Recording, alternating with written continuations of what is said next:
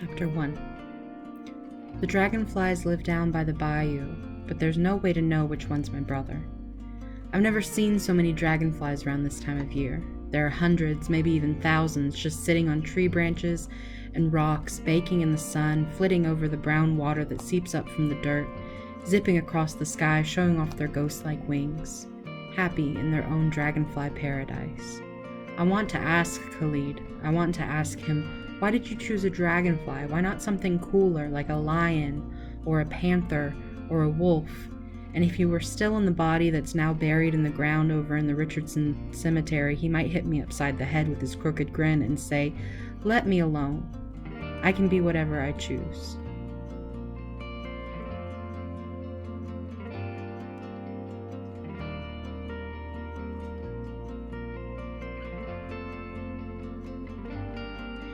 And I wouldn't be able to argue, because I know he'd be exactly right about that.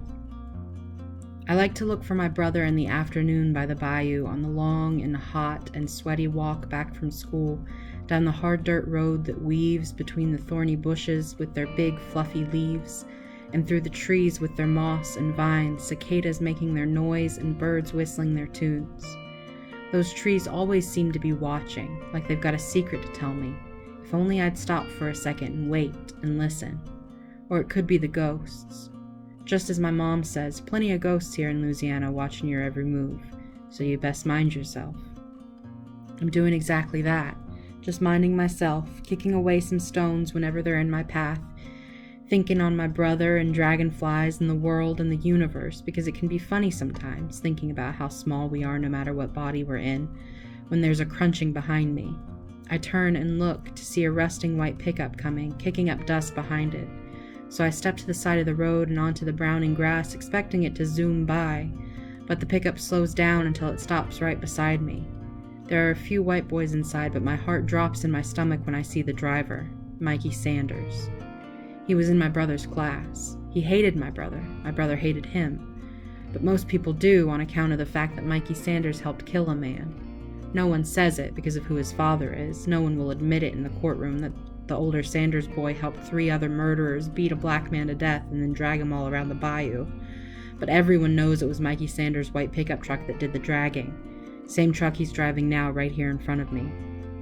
He's got a sunburn across his face and tiny blue eyes and pale hair, so pale it might as well be white too. He's smoking a cigarette even though I know he isn't yet 18, and he wears a collared shirt like he's just come back from church. My brother and Mikey got into fights, and I mean real throw-em-down fist fights. My brother said Mikey's a racist, that Mikey called him the N-word and made monkey noises and would leave bananas on his desk. Even tied up a t-shirt like a noose and put it in my brother's gym locker. It's not surprising, I guess, given Mikey Sanders is the grandson of Gareth Sanders, who was a member of the white sheet-wearing KKK. And now Mikey Sanders is here looking at me like he's thinking of dragging me from the back of his pickup truck too. He doesn't say anything for a long moment, just looks me up and down, his truck's engine still rumbling and shaking, almost as much as I'm trembling on my feet. His friends in the passenger seat and the back seat are as silent as stones. Mikey flicks his cigarette to the ground and sucks on his teeth. I flinch, and I know how I must look to him. I look scared, like I'm about to wet my pants. I don't care, because it's exactly what I am, as scared as the day I was born and pushed out wailing into this world. I was scared to be alive then, and I'm scared I'm going to die now. Mikey finally speaks. "Sorry about your brother," he says. I don't answer him. I don't know if he's serious or if he's joking or if he's just being plain mean. He shrugs like he can hear all my questions and doesn't know any of the answers himself. "What are you doing out here?" he says, eyes scanning the trees all around me. I still don't say a single word. Is he trying to figure out if I'm on this road by myself? Trying to see if he can get away with killing me too? He looks my way again, still sucking his teeth. Must be a piece of food stuck way in there. "We're heading into town," he rubs his nose. "Want to hop in the back?" Something possesses me and I'm able to move. I shake my head once, hard and fast. Mikey shifts in his seat. "You know, your brother..." I'm not sure what he's going to say, and maybe he isn't so sure either, because he stops himself right there. "See you around." And he peels off, turning back onto the road and racing out of sight, leaving a cloud of dust behind him. I stand right where I am, taking one long, shaky breath and wait until my heart slows down.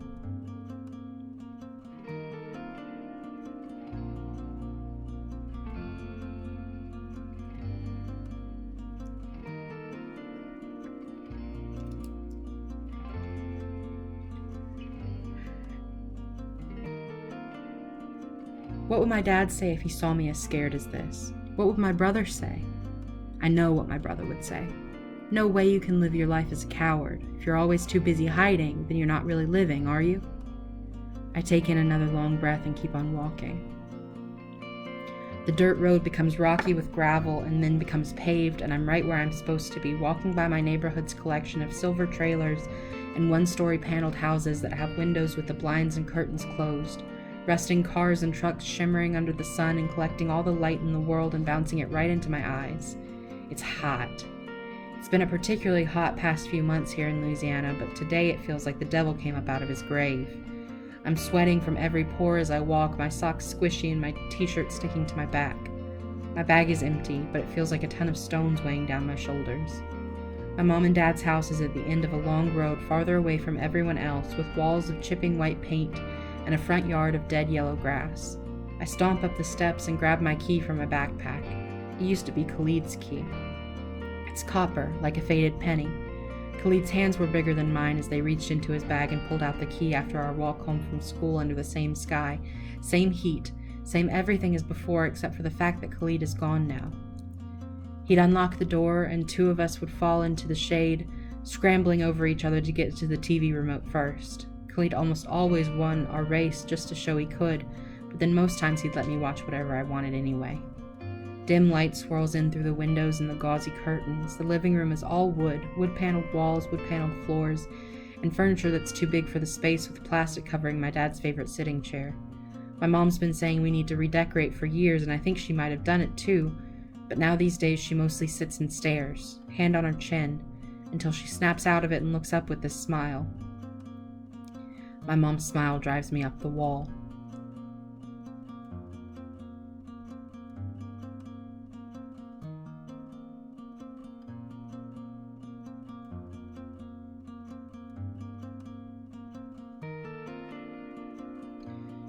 I know it's fake. She knows it's fake. So why does she always pretend to smile? My mom's still at work at the post office and my dad's still at work at the construction site, so I'm alone now.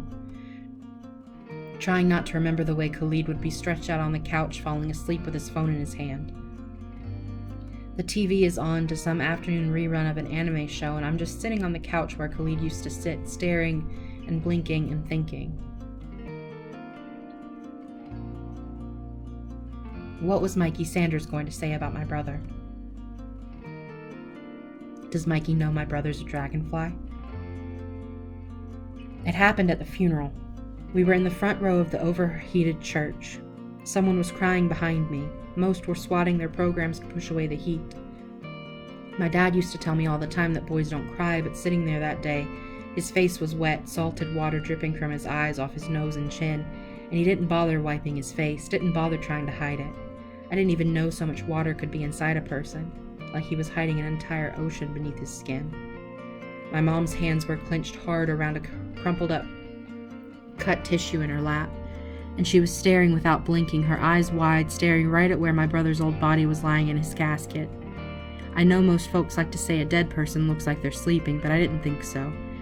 I know what my brother looked like when he was asleep. He was always dreaming, always smirking or frowning at something that I couldn't see, outright laughing before he mumbled and turned over, some nights even speaking to me. We shared the same bed in our cramped little room, and sometimes I'd kick him just so he'd shut up and let me sleep too. But other times I'd sit and curl my knees up to my chest and listen. He'd mostly say things that made no sense or speak so low I couldn't hear what he was telling me, but sometimes he'd whisper secrets about the universe. It was almost like he was given a special ticket to see a magic world in his dreams, even if he couldn't remember anything when he woke up. That boy lying there in that casket wasn't asleep. He wasn't even my brother. He was like a snake's second skin, shed off and forgotten and empty on the ground. I was mad that day. Why would we sit here crying over some forgotten skin? It's like mourning a moth's cocoon. If Khalid had seen us there crying over that old body of his, what would he have done? My brother could slip into a whole other universe in his sleep. We're all made of light.